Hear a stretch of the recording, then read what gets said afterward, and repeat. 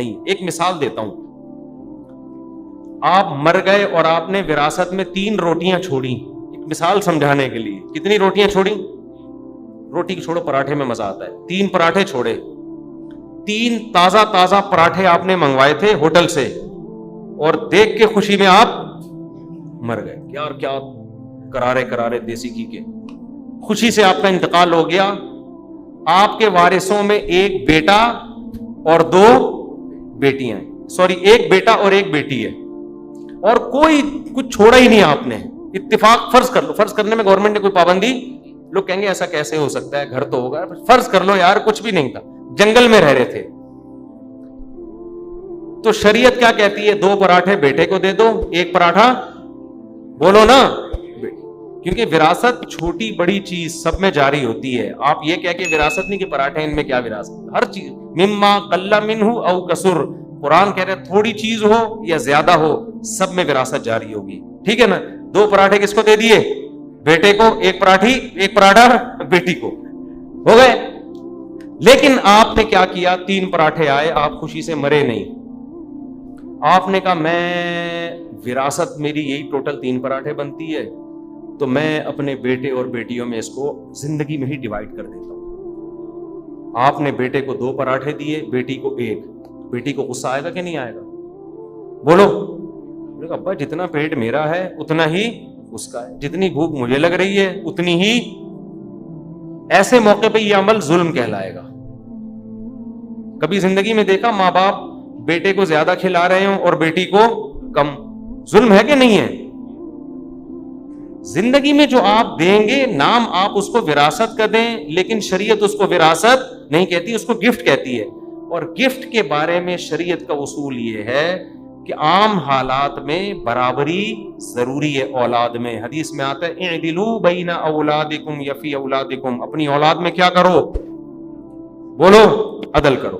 اس میں آپ یہ نہیں کر سکتے کہ بیٹا ہے تو 2 پراٹھے, بیٹی ہے تو 1 پر. نہ وہ کہے کہ میں بیٹی ہوں تو مجھے 1 کیوں دے رہے ہو؟ آپ اس کو 100 دفعہ وراثت کا نام دو. ایسے تو ماں باپ جو کچھ کر رہے ہیں اس میں وراثت کا نام دے کے ڈبل اس کو دے دیں, آدھا اس کو. عید پہ آپ 2 کپڑے بیٹے کے لیے بنواتے ہو اور 1 بیٹی کے لیے, ایسا کرتے ہو؟ بولو نا کیا ہو گیا بھائی. عید پہ اس کے لیے بھی گھر میں 1 اور اس کے لیے بھی گھر میں 1. اگر 2 بن رہے ہیں تو اس کے لیے بھی 2, اس کے لیے بھی 2. تو اسی طرح ہر چیز میں نارملی شریعت کا حکم یہ ہے کہ اولاد میں برابری. ہاں ایسا ہو سکتا ہے کہ آپ نے 3 پراٹھے منگوائے, 1 بیٹا اور 1 بیٹی. آپ کو پتا ہے بیٹی نے رات پیٹ بھر کے کھانا کھایا تھا اور بیٹے کو رات کو کھانا نصیب نہیں ہوا تھا. یہ 2 ٹائم کا بھوکا ہے. اس بیس پہ آپ بیٹے کو 2 پراٹھے دے سکتے ہو, اور اس میں بیٹی کو اعتراض بھی بولو نا نہیں ہو. لیکن اگر یہ معاملہ الٹا ہو جائے, بیٹی کو رات کو کھانا نہیں ملا تھا, بیٹے نے, میرا والا بطخ ہے وہ اس میں شریک تھا, ایک مثال دے رہا ہوں, جو میں نے بطخیں کا جنازہ نکال دیا نا, اس نے پیٹ بھر کے کھانا کھایا ہوا ہے, بیٹی بھوکی ہے. اب بیٹی کو کتنے دو گے؟ 2 پراٹھے. بیٹے کو کتنا دو گے؟ 1. تو شریعت میں اولاد میں آپ فرق کر سکتے ہیں ضرورت کی بیس پہ, بیٹا یا بیٹی ہونے کی بیس پہ نہیں کر سکتے. سمجھتے ہو کہ نہیں سمجھتے؟ ایک تو اس بیس پہ. دوسرا دینداری کی بیس پہ بھی کر سکتے ہو کہ اگر میں نے اس کو زیادہ پیسے دے دیے یہ شراب کباب میں اڑائے گا, نالائق ہے. یہ بیٹا نیک ہے, اس کو دے دیے تو یہ فرما بردار ہے, نیک آدمی ہے. تو اس میں بھی بیٹی اور بیٹے کی بیس پہ نہیں بلکہ نیک ہونے کی بیس پہ. وہ بیٹی نیک ہے تو بیٹی کو زیادہ دے دو. اور تیسرا فرق کیا جاتا ہے, ایک فرق ہو گیا ضرورت, دوسرا ہے اطاعت نیک, اور تیسرا ہے فرما برداری. ایک نے آپ کو ستا کے رکھا ہوا ہے, باپ کی مانتا نہیں ہے, اور ایک آپ کا فرما بردار ہے. تو اس بیس پہ بھی آپ فرق کر سکتے ہو. اب بیٹی خدمت زیادہ کر رہی ہے, آپ نے کہا یار اس بیٹی نے میری بہت خدمت کی ہے, یہ لو بھائی بیٹی تمہیں یہ زیادہ, اور یہ نالائق کبھی پوچھتا نہیں ہے اس کو کم دے دو. زندگی میں یہ کر سکتے ہو. وصیت نہیں کر سکتے. خوب سمجھ لو کہ میں مر جاؤں تو اس والے کو زیادہ دے دینا, اس والے کو کم. نہ مر گئے تو اب آپ کے اختیارات ختم. اب اللہ درمیان میں آئے گا, اللہ کہے گا میں اپنی مرضی سے دوں گا, اب تم تو جاؤ قبر میں اللہ اللہ کرو وہاں بیٹھ کے. فرشتوں کے سوالات کے جوابات دو کہ یہ کمائے 2 پراٹھے منگوائے کہاں سے, یہ 3 پراٹھے کی جو باتیں کر رہا ہے, یہ تیرے پاس پیسہ آیا کہاں سے, اس کا حساب دے.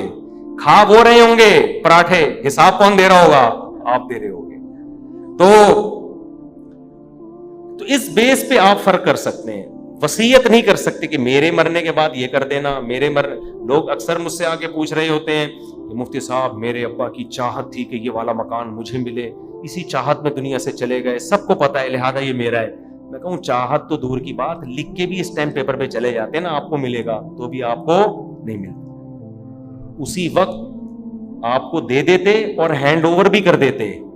اسٹیمپ پیپر پہ اگر کوئی لکھ کے دے دے کہ یہ مکان میرے بیٹے کا ہے, خوب سمجھ لو پھر بھی نہیں ہوتا جب تک مکمل پراپر قبضہ نہ دے.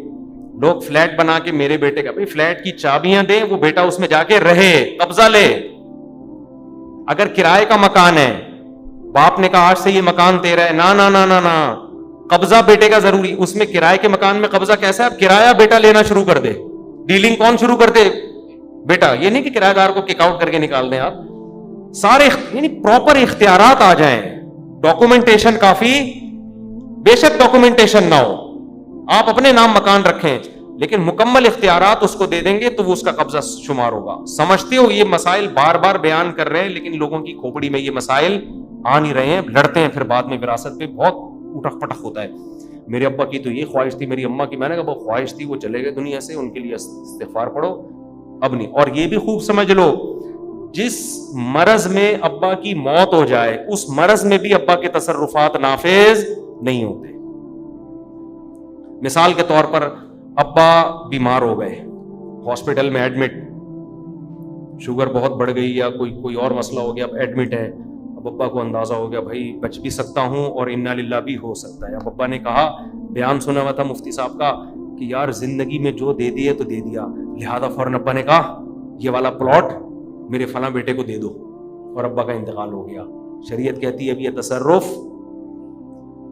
کیونکہ مرض موت کے احکام ایسے ہی ہیں جیسے, کیونکہ اسلام اس کو کہتا ہے کہ اس کا مطلب اب تم وارثوں کو محروم کرنے کے لیے کر رہے ہو. تمہیں پتا ہے میں مرنے والا ہوں تو اب دائیں بائیں کر رہے ہو, اب اللہ نے جو وارثین کا حق رکھ دیا اس میں گڑبڑ کر رہے ہو. تو یہ کام کرنا ہے بالکل صحت کی حالت میں, انا للہ ہونے سے پہلے.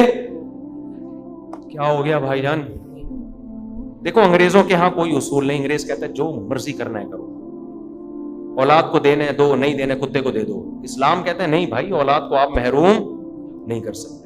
تو زندگی میں آپ تصرف کریں. مرض موت جسے کہا جاتا ہے, وہ مرض جس میں آپ کی موت واقع ہو جائے, اس میں بھی کچھ سخت احکامات ہیں شریعت کے, تصرفات ایسے نافذ نہیں ہوتے.